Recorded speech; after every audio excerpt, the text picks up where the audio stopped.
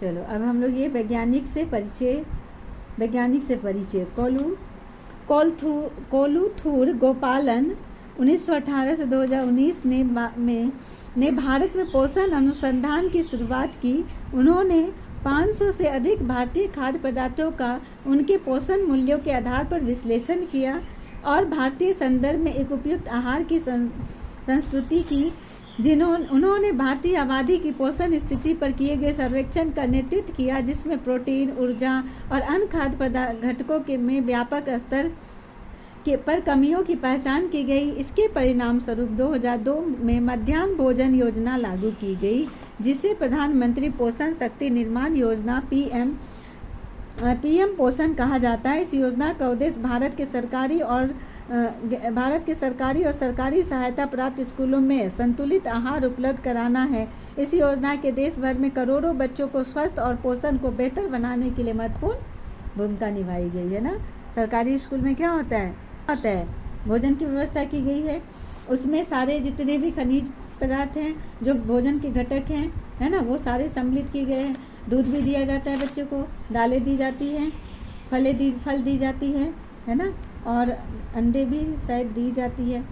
भोजन के विभिन्न घटकों का परीक्षण कैसे करें? आइए जाने कि विभिन्न खाद्य पदार्थों में से कौन से पोषक तत्व होते हैं। मंड एक प्रकार का कार्बोहाइड्रेट है। वसा और प्रोटीन जैसे कुछ पोषक तत्वों का पता सरल परीक्षणों से लगाया जा सकता है, जबकि कुछ अन्य का पता केवल प्रयोगशाला में ही लगाया जा सकता है। आइए जाने कि हम कुछ खाद्य पदार्थों में मंड, स्टार्च, वसा और प्रोटीन की उपस्थिति का पता कैसे लगाते हैं। मंड स्टार्च के लिए परीक्षण। कुछ मात्रा में खाद्य पदार्थ जैसे आलू का एक टुकड़ा लो, खीरा, रोटी, ब्रेड, उबले चावल, उबले चने, कुटी हुई मूंगफली, तेल, मक्खन, कुटा हुआ नारियल का बुरादा लें। आप परीक्षण के लिए अन्य खाद्य पदार्थ भी ले सकते हैं। ठीक है, अब यहाँ देखो प्रत्येक पदार्थ क्या बोल रहा है। प्रत्येक पदार्थ के छोटे टुकड़े अलग अलग प्लेट में रखें। डॉपर की सहायता से किसी एक खाद्य पदार्थ पर तनु आयोडीन विलयन की 2-3 बूंदें डालें। देखें कि क्या खाद्य पदार्थ के रंग में कोई परिवर्तन आया है। क्या यह नीला काला हो गया है? आपने अवलोकन किया, नीला काला रंग मंड की उपस्थिति को दर्शाता है ना। जो नीला से क्या हो गया, काला हो गया, वो क्या है, उसमें स्टार्च है। वसा के लिए परीक्षण। क्रियाकलाप 3.5 में मंड की उपस्थिति का पता लगाने के लिए आपने जिन खाद्य पदार्थों का परीक्षण किया था उन्हीं की छोटी सी मात्रा ले। प्रत्येक खाद्य पदार्थों के एक छोटे भाग को कागज के अलग अलग टुकड़ों पर रखें। खाद्य पदार्थ पर कागज को लपेटें और उसे दबाएं। ध्यान रखें कि कागज फटे नहीं। यदि खाद्य पदार्थ में कुछ पानी है तो कागज को सूखने दें। क्या कागज पर किसी प्रकार के तेलीय धब्बा बन जाता है? आपके अनुसार इस तेलीय धब्बे के आने का कारण क्या है? यदि खाद्य पदार्थ में तेल या मक्खन उपस्थित है तो यह कागज पर एक तेलीय धब्बा छोड़ देगा। अब कागज को प्रकाश के सामने लाइए। क्या आपको इस धब्बे से होकर आने वाले प्रकाश का धुंधला दिखाई देता है? ये करके देखेंगे, है ना। ये बड़ा प्रैक्टिकल करेंगे। और ये भी आलू का जो दिखाया है, मंड का पता करना है ना, स्टार्च का। कागज पर तेलीय धब्बा खाद्य पदार्थ में वसा की उपस्थिति दर्शाता है। इनमें से किन पदार्थों की वसा होती है? अपने अवलोकन में तालिका 3.3 में अंकित करें। अब आ जाओ प्रोटीन के लिए परीक्षण। अब किसका करना है? परीक्षण प्रोटीन के लिए। इस क्रियाकलाप को शिक्षक द्वारा प्रदर्शित किया जा सकता है। पिछले क्रियाकलापों में परीक्षण के लिए खाद्य पदार्थों को ले। यदि खाद्य पदार्थ ठोस है तो खरल और मुसल का उपयोग करके उसका पेस्ट या चूर्ण बना लें। सावधानी, ये रसायन हानिकारक है और इनका उपयोग सावधानी से किया जाना आवश्यक है। इनमें से किसी भी रसायन को तब तक न छुए जब तक ऐसा करने के लिए आपसे कहा न जाए। अगर आपके शरीर पर कोई रसायन गिर जाए तो उस स्थान को तुरंत पानी से धो लो। इनमें से कोई भी रसायन अपने मुंह में न डालें और न ही इनको सूंघने का प्रयास करें। प्रत्येक खाद्य पदार्थ का लगभग आधा चम्मच एक अलग साफ परख नली में डालें। प्रत्येक परख नली में 2-3 चम्मच पानी डालें और अच्छी तरह हिलाएं। ड्रॉपर का उपयोग करके प्रत्येक परख नली में कॉपर सल्फेट विलयन की 2 बूंदें डालें। अब एक और ड्रॉपर लें और प्रत्येक परख नली में कास्टिक सोडा विलयन की 10 बूंदें डालें। ये सबको प्रैक्टिकल कराना होगा, है ना, स्कूल में होना चाहिए ये। परख नलियों को अच्छी तरह हिलाएं और उसके बाद उन्हें कुछ मिनट तक ऐसे ही रख दें। खाद्य पदार्थों में प्रोटीन की उपस्थिति के लिए परीक्षण क्या लिया? खरल और मूसल, ब्रेड, चावल, मूंगफली और मटर और सोयाबीन। आपने क्या देखा? क्या कुछ परख नलियों के पदार्थ बैंगनी रंग के हो गए हैं?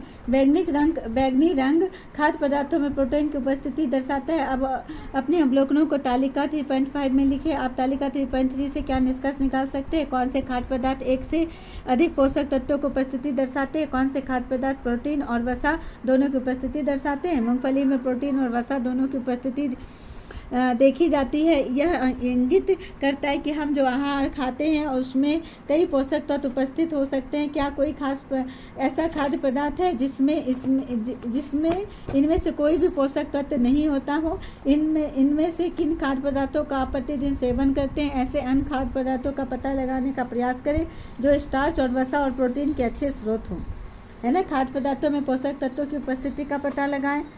खाद्य पदार्थ का नाम क्या है? आलू, खीरा, उबले चावल, उबले चने, मूंगफली, रोटी, ब्रेड, मक्खन, नारियल और अन्न।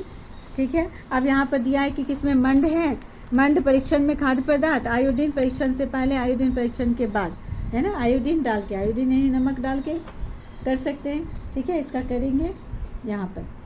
ठीक है, चलो देखो, संतुलित आहार, इसको बैलेंस डाइट क्या बोलते हैं इंग्लिश में से? Balance diet. Balance diet. क्या सभी व्यक्तियों की पोषण संबंधी आवश्यकताएं समान होती है? क्या आपको और आपके दादा दादी या नाना नानी एक ही प्रकार के एक या समान मात्रा में पोषक तत्वों की आवश्यकता होती है? नहीं, है ना। दादा दादी का खाना पीना अब अलग हो गया, हम लोगों का खाना पीना अलग हो गया। वो सब कुछ खा सकते हैं? नहीं खा सकते हैं, कुछ परहेज करना पड़ता है। आहार में पोषक तत्वों के प्रकार और मात्रा की आवश्यकता आयु, लिंग, शारीरिक गतिविधि, स्वास्थ्य स्थिति, जीवन शैली इत्यादि के अनुसार अलग अलग। बच्चे का खाना अलग होता है ना। बड़े का खाना अलग होता है, बूढ़े बुजुर्ग का खाना अलग होता है। क्रियाकलाप, आइए पता करें। आपने क्रियाकलाप 3.1 में एक सप्ताह में आपके द्वारा उपभोग किए गए खाद्य पदार्थों की एक तालिका तैयार की गई है। यह जांचें कि आपके आहार में वृद्धि और विकास के लिए अनिवार्य सभी पोषक और अन्य आवश्यक घटक सम्मिलित हैं या नहीं। यदि नहीं तो जांचें कि कौन से पोषक तत्व अथवा अन्य घटकों को इसमें सम्मिलित करने की आवश्यकता है। ऐसा आहार जिसमें शरीर की समुचित वृद्धि और विकास के लिए आवश्यक सभी पोषक तत्व, रुक्षांश और जल ही सही मात्रा में हो, उसे संतुलित आहार कहते हैं। समझ गए? क्या होना चाहिए? सभी पोषक तत्व होनी चाहिए, जिसमें कार्बोहाइड्रेट होनी चाहिए, प्रोटीन होनी चाहिए, वसा होनी चाहिए, है ना, आयरन होनी चाहिए, आयोडीन होनी चाहिए, सब सारे चीज़ होनी चाहिए। और रुक्षांश, रफेज होना चाहिए, सलाद लेने चाहिए, जल होनी चाहिए सही मात्रा में, है ना। डेली ये हमारे भोजन में होने चाहिए। तो उससे हम, ये हमारा क्या हो गया? संतुलित आहार, जिससे हम स्वस्थ रहेंगे, है ना। नीचे दिखाया गया आलू के चिप्स और भुने हुए चने के पैकेट पर जो पोषण संबंधी जानकारी लिखी है उसे पढ़े। देखो क्या लिखा हुआ है। पोषण संबंधी ऊर्जा कितना है इसमें? 536 कैलोरी, वसा 35 ग्राम, कार्बोहाइड्रेट 53 ग्राम, प्रोटीन 7 ग्राम, आहारीय रेशे 4.8 ग्राम। अब भुने हुए चने में ऊर्जा 355 कैलोरी, वसा 6.26 ग्राम, कार्बोहाइड्रेट 58.58 ग्राम, प्रोटीन 18.64 ग्राम, आहारीय रेशे 16.8 ग्राम। तो ज़्यादा तो अच्छा ये है ना। और इसमें ज़्यादा वसा होती है ना। फैट इसमें ज़्यादा होते हैं, कार्बोहाइड्रेट इसमें ज़्यादा होते हैं। देखो चने में कितना है? 6.26 ग्राम, और इसमें वसा कितने हो जाएंगे? 35 ग्राम। तो ये फैटनेस आता है। ज़्यादा आलू के चिप्स खाने से क्या होगा? मोटापा बढ़ेगा। और कार्बोहाइड्रेट कितने हैं इसमें? 58.58 ग्राम, इसमें कार्बोहाइड्रेट 53 ग्राम। आहार के पैकेट पर पोषण संबंधी जानकारी के आधार पर आप इनमें से कौन सा आहार चुनेंगे और क्यों? कुछ खाद्य पदार्थों में उच्च शर्करा और वसा की मात्रा के कारण अधिक कैलोरी होती है, साथ ही उनमें बहुत कम मात्रा में प्रोटीन, खनिज, विटामिन और आहारीय रेशे होते हैं। इन खाद्य पदार्थों को अस्वास्थ्यप्रद खाद्य जंक फूड कहा जाता है। इन खाद्य पदार्थों में आलू की चिप्स, टॉफ़ी, कार्बोनेटेड पेय शामिल है। इन खाद्य पदार्थों का अधिक सेवन करना हमारे स्वास्थ्य के लिए अच्छा नहीं है, इसलिए चिप्स, चॉकलेट, टॉफ़ी ये सब ज़्यादा मात्रा में नहीं खाना चाहिए। इनसे अधिक सेवन से व्यक्ति में मोटापा हो सकता है। ऐसा व्यक्ति अन्य स्वास्थ्य संबंधी रोग से पीड़ित हो सकता है। आपको डॉक्टर पोसीता का कथन हमेशा याद रखना चाहिए कि स्वास्थ्य परम धन है, हेल्थ इज वेल्थ। हमें स्वस्थ रहने के लिए अपने शरीर का ध्यान रखना चाहिए।